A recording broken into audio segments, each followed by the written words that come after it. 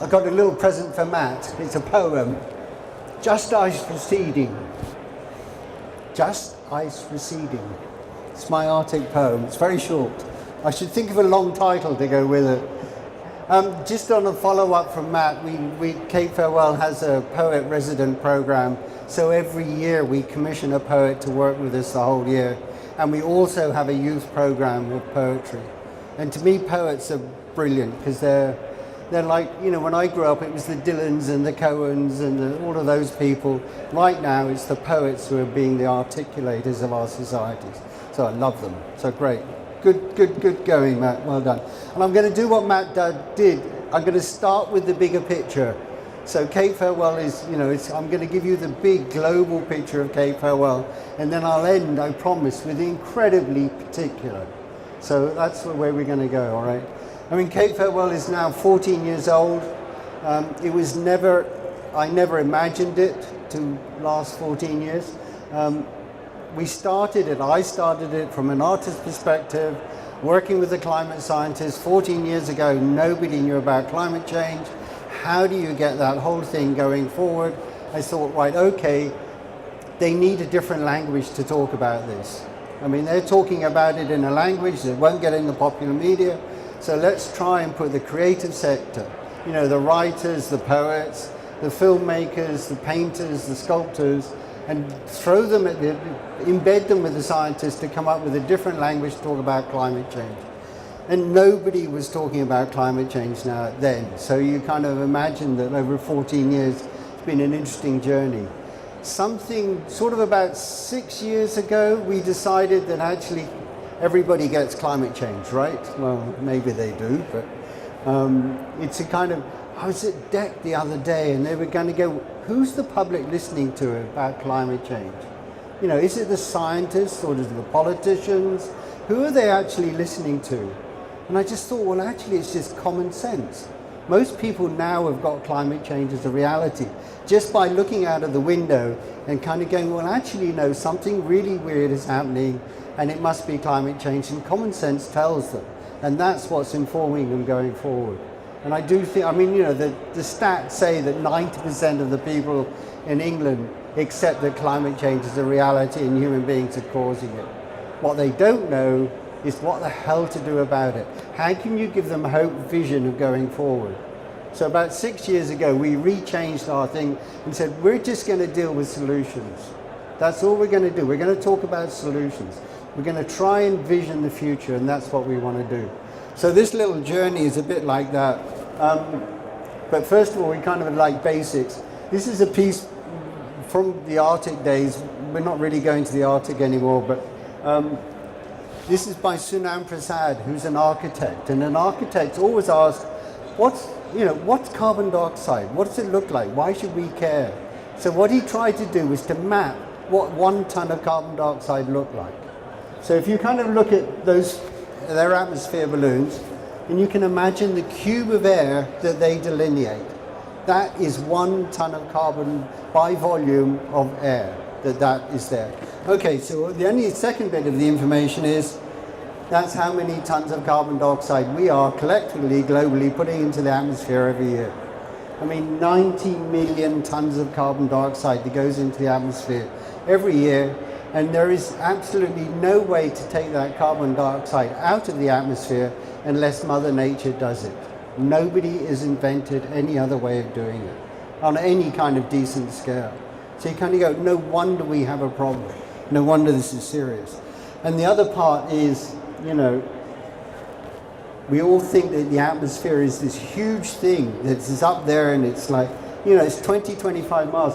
That little red line is the thickness of our notable atmosphere. So you go 90 million tons of carbon dioxide every day going into that little strip of atmosphere. No wonder we get a really, really, really big problem. And the IPCC report is really giving us the warning bells from on high. Now, you know, we can't blame the scientists anymore. They're the ones who have just told us the reality of where we are. And they now say, well, okay, here's the information. It's back on us. How the hell can you cope with it? So, best possible scenario, if we really engage with what is happening here today and we get rid of the carbon economy, get rid of putting carbon dioxide into the atmosphere, then we can keep it at 1.7 degrees. That is such a big if. If we just do business as usual, you're up to 6+ degrees centigrade, which anybody in our business knows is a complete disaster. So wait a minute, we've got a real challenge. The scientists are throwing us a challenge. And the time frame they're talking about is 20 to 30 years. So, we need to think and be something sort of completely seismically different than what we're doing now. And it's got to be some kind of vision of going forward. So that's pretty much what Cape Farewell is trying now, or we're trying to use the creative people in the whole of the sector to kind of address in some form or other. And yes, we are discounting the future.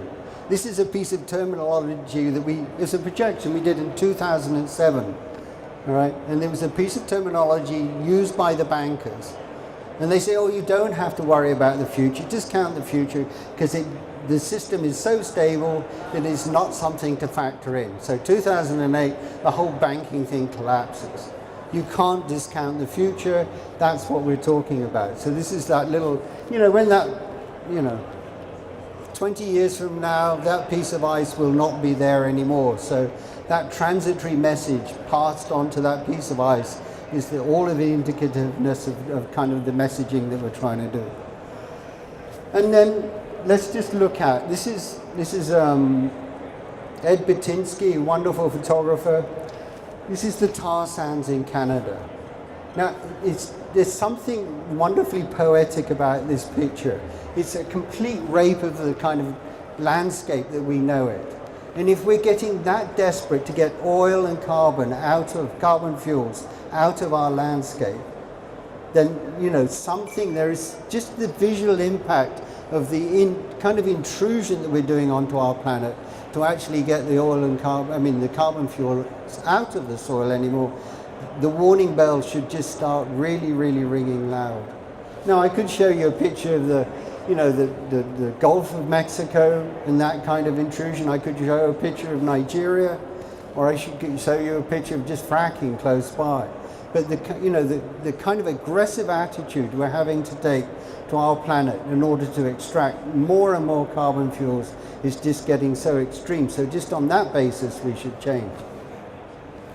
And this is a funny little piece of niceness. Of course, there's the sun. That's us.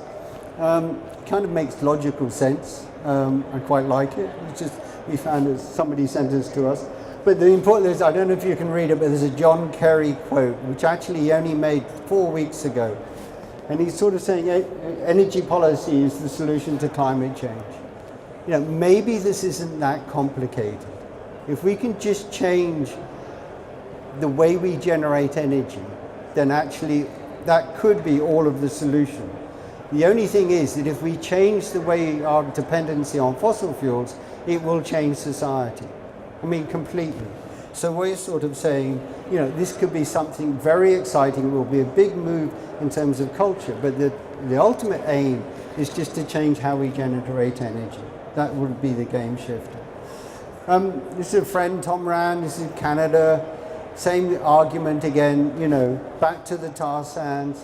That picture of the tar sands, at the moment, the Harper government in Canada is investing 1.2 billion every year for taxpayers' money into the tar sands to produce the energy we need. And Tom, who's a Canadian, is going, well, let's look at all of the other energy sources. But he does a very clever thing. He's looking at solar, he's looking at wind, he's looking at advanced geothermal, all of the kind of current ones, hydro. And it's sort of saying, well, okay, what would happen if we threw $1 trillion at it? Which you might think is stupid, but on the other hand, the $1 trillion is what the oil companies invest in their forward-looking search every year. So that's the amount of money that's on the table to use. And if he did that kind of scale up to every single, he said, well, okay, solar, let's throw $1 trillion at it every year. Would it solve the problem? And it does. We can retransform from a carbon-based economy to a new kind of solar, wind, the amalgamation economy, and we can do it in a very short period of time. They've got the technology. I mean, this place is kind of just breathing technology solutions. It just needs the complete mind shift and the finance sector to move to that kind of scale. And let's get excited by it. And you know, I mean, this is a little graphic Tom uses. That's the amount of energy you need falling on the Sahara Desert. That's the world's consumption of energy. That's the amount of solar that falls on one little bit of desert. So, you know, if you combine it with all of the other things, there's plenty of renewable energy source out there. And we have the technology, so why aren't we getting there? Partly is, and part of the solution, and this is a difficult one, because in a way, this is where, you know, it's the internet energy grid. So if you have solar in one place and hydro in another place and biomass in another place, you've got to connect them, geothermal, you've got to connect them all with a very, very smart internet grid. And we can do it through DC powered lines, which don't lose energy. I mean, this is United States, so the distances are much bigger, but it can be done, but that needs government investment.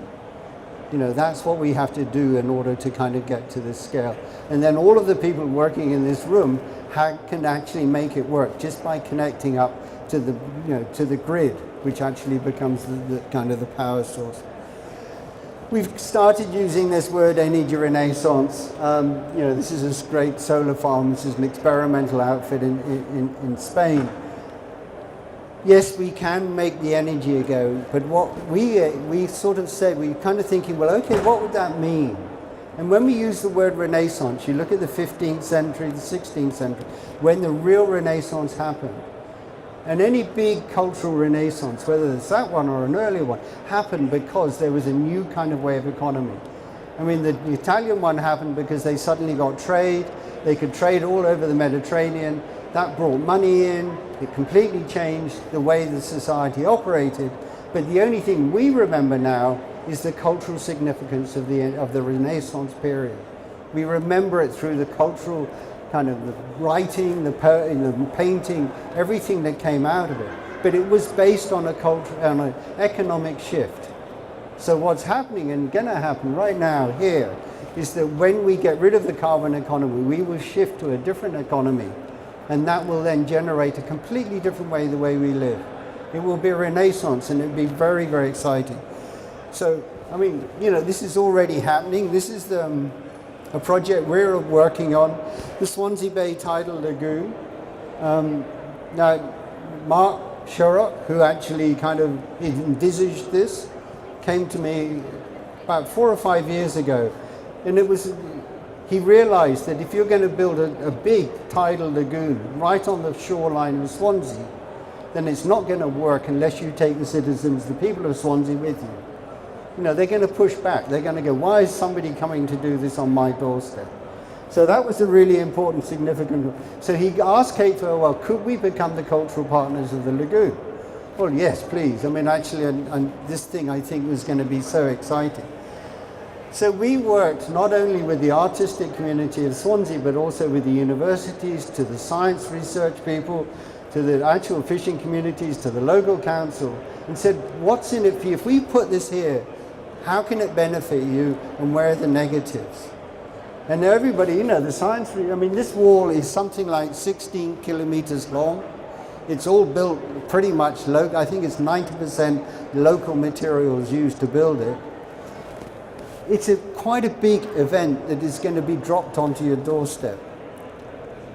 And that's it basically there. But then the kind of like, if you see the landward ecological park. So the scientists, the guys doing marine research went, well, okay, now I've got a protected, real scale environment ocean.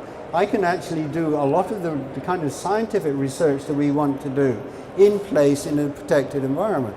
The artists were going, okay, you know, we could do all sorts of things here. Sports, you know, you've got a protected piece of ocean. So suddenly this thing becomes a kind of a winnable situation, just like having a giant lake that's protected. But, you know, two things. First of all, it's the first ever tidal lagoon ever to be built on the planet. But I think it's the first power station that's also a social resource. And I love that idea that you suddenly have this thing that's a power station, But actually what it is a real asset for the city of Swansea. You know, it's right there. We can use it. At the moment it's in planning, so it has to go through all of the kind of environmental studies. Will it impact on the bay? What happens to the flow of water? Impact on the rivers? What kind of impact does it have on local industry? And those are the assessments that it's going through. And we're part of that process. We have an art program going, an art commissioning programs, which is a competition right now. So you can go online or we send stuff out. We want the creative people involved, the poets involved. We want all of that engagement, city engagement. And I think this is, you know, really going to build. So you're talking 2017, so it's not long from now that they can, I mean, just a creator of jobs, local jobs. I mean, just, the whole thing's win, win, win, win. So far, we haven't had any pushback from anybody. The NIMBYs don't quite know what to object to, so that's fine. So, you know, we're going forward on this. It's a really good news story, and I am truly excited by it. The idea is this is like a prototype. It's a piece of it. I mean, it's a really expensive piece of kit, but it is a prototype. If we build 5, or Mark gets to build 5 of them around the country, so that the tide's coming in here, you gain the energy, but it's also going out there. So it's again, you know, all the flow of energy around the country. So you can actually make, you know, this will work. Have 5 of them in place, bigger than this one, then that's 10% of the energy we need. You know, it's a really exciting game shifter, and it just reframes in your brain what energy can do and how we can make it. So I think, you know, great, Swansea Tidal Lagoon. So Cape Farewell is kind of what we're doing. It's another new program. We're calling it Igniting an Energy Renaissance. And it's all about sort of saying, well, wait a minute, you know, carbon fuels, they're not that good for us. I mean, look at the smog we've had recently. They blamed it on the Sahara sand. That wasn't it. It was the diesel particles that were really causing damage and causing the asthma problem. So, you know, we can do away with that. You can do away with all of the bad things that are very bad for our health and replace them with renewables. And like, why wouldn't we do it? And it will be a renaissance. It'll be a completely different way. You know, it's going to come into other things like, can we have a circular economy? Do we have to have a wasteful society? All of these things are going to have to be part of the solution. And you go, wow, you know, that will be a very, very different society that we will live in, probably in about 20, 30 years' time. Is it a threat? You know, why can't we go there? Can we be excited by it? And I think that's the whole generation and the idea that we're trying to do. We're actually, at the moment, the idea is can we take a closed society? And this has sort of happened before, but if you take the Isle of Wight, what would happen to the society of the Isle of Wight if you made it carbon zero? So this is our prototype.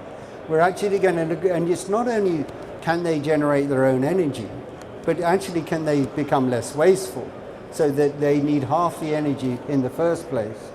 How does that work? And then if you started to work, how do you do the transport? How do people get around?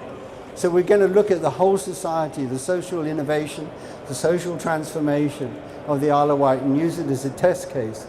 And then the creatives that come on, and this is going to be mostly the design world, is then how do you get that out to the public? How do you take this one little test case and kind of go, okay, let's get the public involved, get this messaging out to retransform the kind of messaging of negativity, which is, you know, basically backed us into a corner, into a message of kind of, wait a minute, this is exciting. Let's get there, let's do it, and let's see. So in a way, that's the test case scenario of the Isle of Wight. I could tell you lots of stories. There's another, we just did a big exhibition and this is me working with Tom Rand, an exhibition in Toronto. And I work a lot with Tom Rand, who did the 10 ways to kick the fossil fuel habit. And I'm going, what's the game changer, Tom? What would really change everything? And he's kind of going, well, you know, a price on carbon. Well, yeah, a price on carbon potentially is a game changer. You know, when we have sewerage, we pay for somebody to clean it up. When we have, you know, we put the waste out, we pay for somebody to clean it up. So how come we can use the atmosphere as a free dumping ground for all our rubbish? We should pay for that to be cleaned up. Very simple thing. Price on carbon, all that does is say that. Let's pay for somebody, you know, if you're going to pollute, the polluter pays, you have to charge for that. Now the problem is that the real game changer is unless that price on carbon it gets high enough, then actually it is just greenwash. You know, if it's £60 a tonne or $60 a tonne, the industry can cope with it. They'll carry on doing exactly the same thing, and they just take that off as a margin. So the real game changer, and they've done the analysis, is $160 per tonne, which sounds a little outrageous, but then you have a choice of whether you pay for it or not. The sweetener could be is that you could reduce all our taxes. You know, the government just needs a pool of money. Where it gets that money from is just neither here nor there. It is tax. But if you can get enough money, I mean, that kind of money, that $160 a tonne, would pour into the government in terms of a tax. So you can reduce people's taxes. And then you decide whether you pay the tax by having a clean car, going on a bicycle, or, you know, you change your lifestyle. So I found a bullet. It was really nasty. It was a huge bullet. And cast it in pure silver. And it was 7 ounces in weight, this pure silver bullet. It's quite beautiful, it's an artwork. And an ounce of silver was $20 per tonne at the time, so it's $140, $150 was the pure value of the silver in that bullet, which was the silver bullet, the game changer. Put that price on carbon. So this is what, you know, it's another little piece of art, and you just show somebody, look, this is a silver bullet, this is the game changer. And it's another way of just turning around and turning the messaging. We're going to go quickly, but you know, does what we do work? That's the big question. Where's your measurables? You know, we're putting all this culture and we're getting people to enjoy it and we're getting people to come along, but actually does it change society?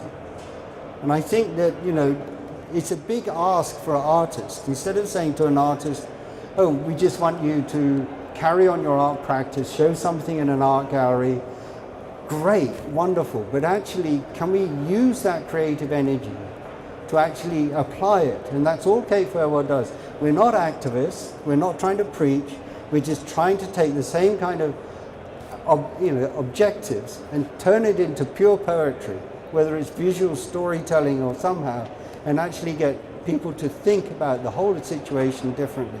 And that's all we do. We did a show at the Royal Academy, which was just in front of Copenhagen with great optimism. And it was artists all around the world who'd somehow founded some story to kind of deal with this. It was really poetic exhibition. We got 40,000 people to come through the show, which was great. Big number of hits on the website. But because Copenhagen was such a kind of a letdown, the press needed to talk about something that was a little bit optimistic, I guess.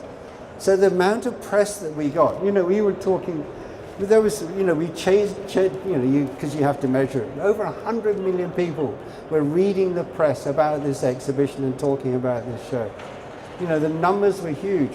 And, you know, the culture in England, yes, you know, 14 years ago, nobody knew about climate change. It wasn't just us. Now common sense is really acting. But it is partly us going, okay, look, let's think about this differently. Let's engage public differently.